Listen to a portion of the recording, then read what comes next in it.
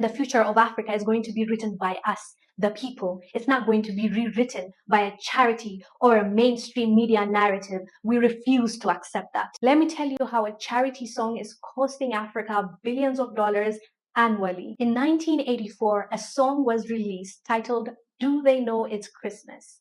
This song went viral. It did numbers and it was able to garner millions of dollars for a specific cause. And that cause was the famine that Ethiopia was going through in 1984.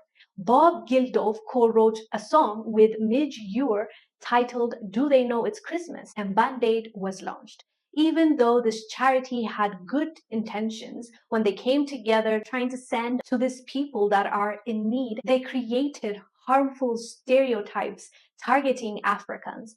Ever since that charity song, they have done it again and again and again for different causes. But some are arguing that it needs to stop. Prime Minister of Ethiopia, Abiy Ahmed, said, quote, "Famine does not define who we are as a nation or a continent. Even England has experienced a period of famine in its history," end quote. That is precisely why it is time for Africans to say enough with the charities, enough with the aid. We understand that some people have good intention and they're trying to help, but we can't keep continuing to paint Africa as this place that is nothing more than a place of endless famine, poverty, and despair. And don't get me wrong, this charity did some good. The Life Aid was able to raise $140 million for famine relief in Ethiopia. But unfortunately, it left a profoundly negative mark on the world. It sealed a damaging story of an outdated, negative, and lazy perception of Africa and its people in the minds of people all over the world. According to Africa No Filter report, Africa loses up to $4.2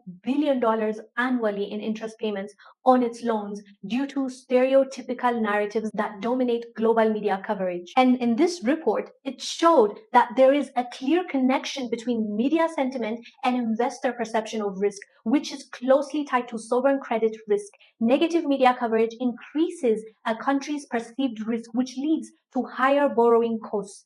Positive media sentiment is correlated with a lower risk profile and reduced bond yield. Yet, this study found that African countries are unjustifiably perceived as higher risk by international investors, leading to significantly higher credit costs compared to countries with similar political and socio-economic conditions. And let's not forget the impact it has on tourism.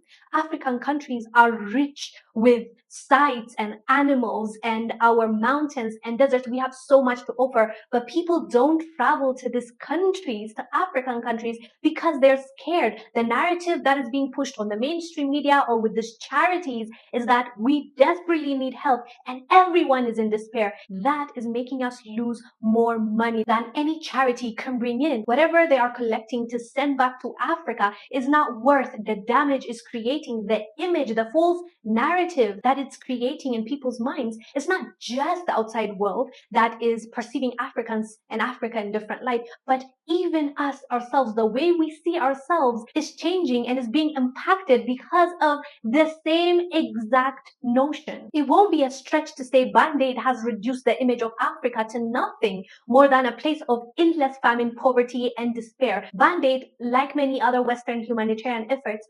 perpetrated the stereotype of Africa as a helpless, suffering continent. It ignored the fact that Africa is diverse with thriving economies, rich cultures, and immense potential. But in 1980s, this narrative became dominant. Africa became synonymous with charity. Aid became the preferred solution, which real partnerships and long-term investments were ignored. The focus shifted from creating sustainable growth to simply providing emergency relief.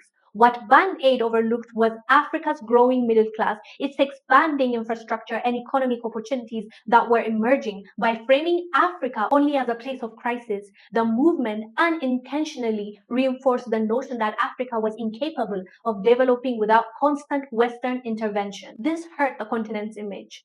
This hurt how others see us, but also how we see ourselves. We start depending on the saviors of the Western world. We start thinking that everything can be fixed with charity and aid, not through working hard, not through building our continent. If we're not able to get the aid, the charity, we decide to leave the continent because the continent is doomed. But I want to tell you this. Africa is not a continent of doom.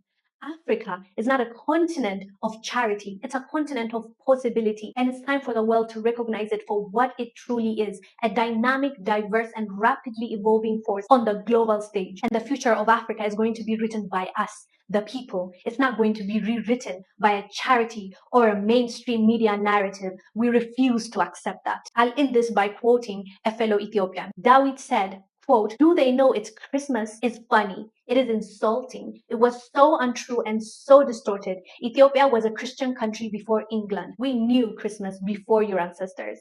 End quote. Unfortunately, they want to do a 40th anniversary Band-Aid documentary, and they want to, continue to talk about Africa in the state of need and misery, but we refuse to accept that. So I want to encourage you, fam, to sign a petition that I'll put down in the comment section and in the description. Please, please say no to this narrative and let us write our own history. Let's not accept the image that others want to sell us.